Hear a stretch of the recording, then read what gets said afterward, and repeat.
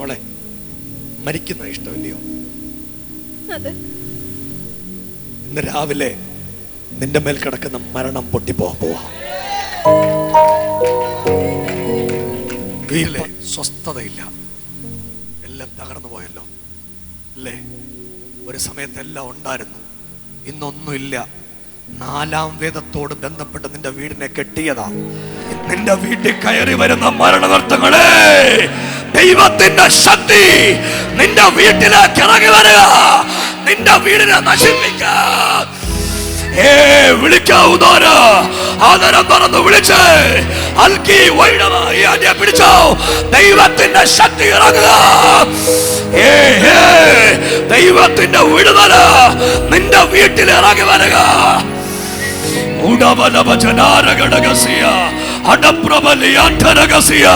അതിനെ തുറക്കാൻ പറ്റുന്നവര്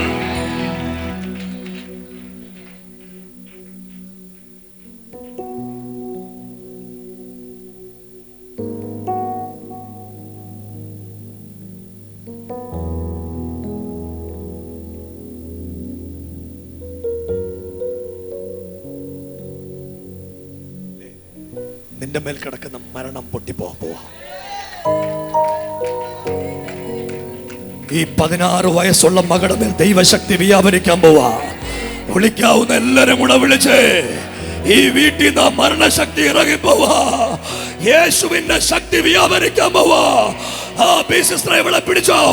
ഇവിടെ വേറൊരു ദൈവത്തിന്റെ പവർ ഇറങ്ങി വരിക. യേശുവേ, യേശുവേ എന്ന് വിളിക്കാവുന്നവര്, യേശുവേ എന്ന് വിളിക്കാവുന്നവര്. നീ മരിക്കേണ്ടവളല്ല, യേശുവിന്റെ പുസ്തകം എടുക്കേണ്ടവളാ.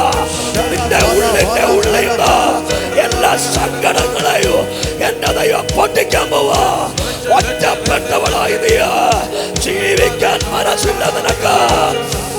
ആ സ്പിരിറ്റുകളെ പൊട്ടിക്കുക, ആ സ്പിരിറ്റുകളെ പൊട്ടിക്കുക, ആ സ്പിരിറ്റുകളെ പൊട്ടിക്കുക. വീട്ടിലെ 3 മരണമായി എഴുതിയത്. 1 ഇവിടെ ഭർത്താവ്, 2 ഇവള്, 3 ഇവള്. ഇതാ പിശാച് എഴുതിയേക്കുന്നേ. 2 പേര് ആത്മഹത്യക്ക് ശ്രമിച്ചു. ഇവള് ശ്രമിച്ചോ എന്ന് എനിക്കറിയത്തില്ല. അവിടെ മനസ്സിൽ ഈ പിള്ളേരുള്ളതുകൊണ്ട് അവള് ചാവാത്തെ. അവള് ചാവുവാണ്, പിള്ളേരെ കൊന്നിട്ട് ചാവും.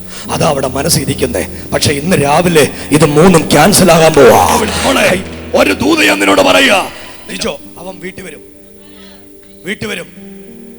3 ദിവസം മുമ്പ് ഇറങ്ങിപ്പോയ അവൻ നിന്റെ വീട്ടിലോട്ട് വരാൻ പോവാ.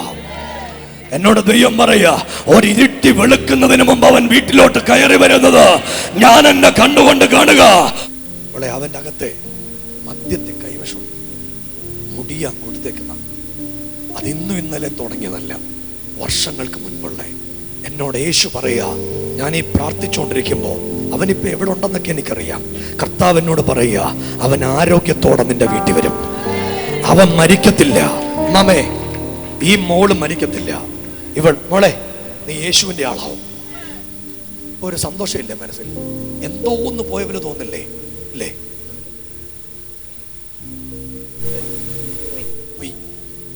അവിടെ മേലെ എന്തോ ഒരു ഭാരം ഉണ്ടായിരുന്നു.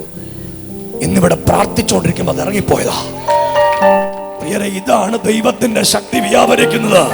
കുലയ്ക്കു വേണ്ടി വിറച്ചു ചെല്ലുന്നവരെ തിരിച്ചു വിളിച്ചോണ്ട് വരാൻ ദൈവം തരുന്ന ഒരു അഭിഷേകമുണ്ട്.